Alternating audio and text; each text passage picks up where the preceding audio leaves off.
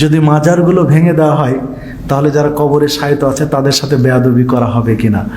তো দেখুন, কবরের উপরে পাকা করা থাকলে বা গম্বুজ থাকলে এটা আল্লাহ রাসূল সাল্লাল্লাহু আলাইহি ওয়াসাল্লাম ভেঙে দিতে বলেছেন, যে এটা মাটির সাথে মিশিয়ে দিবে।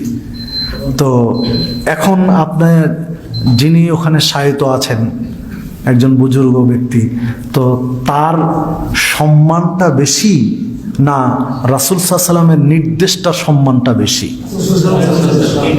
অবশ্যই রাসূল সাল্লাল্লাহু আলাইহি ওয়াসাল্লামের সম্মান বেশি। ভেঙে দেওয়াটাই তার সম্মান। কারণ একটা হাদিস আজকে জুমার খুতবায় বলেছিলাম যে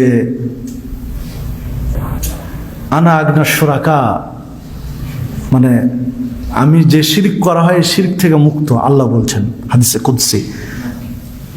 শেষ পর্যায়ে গিয়ে বলেছেন যে ব্যক্তি মান আমিলা আমালান, যে ব্যক্তি কোনো আমল করলো আশরাকা মাই, আমার সাথে শিরিক করলো, গায়রা, অন্য কাউকে, তারাক্তু ওয়া শিরকাহু, আমি তাকে এবং তার শরীককে উভয়কে প্রত্যাখ্যান করি।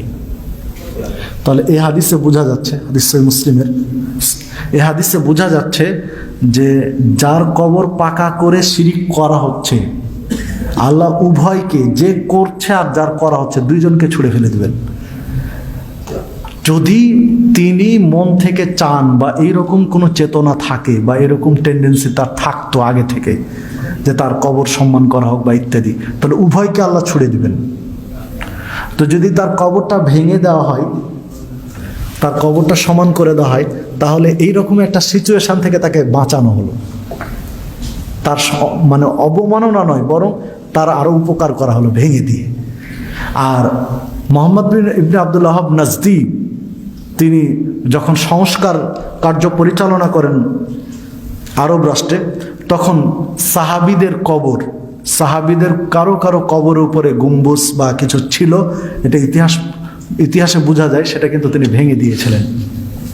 তো সাহাবীদের কবর, পাকা কবর বা সাহাবীদের কবর উপরে গম্বুজ ভেঙে দেওয়াটা যদি সাহাবীদের লাশের অবমাননা না হয়, তাহলে আমাদের দেশের যারা আছে তাদের অবমাননা কোনোদিন হবে না। জাযাকাল্লাহু খায়র।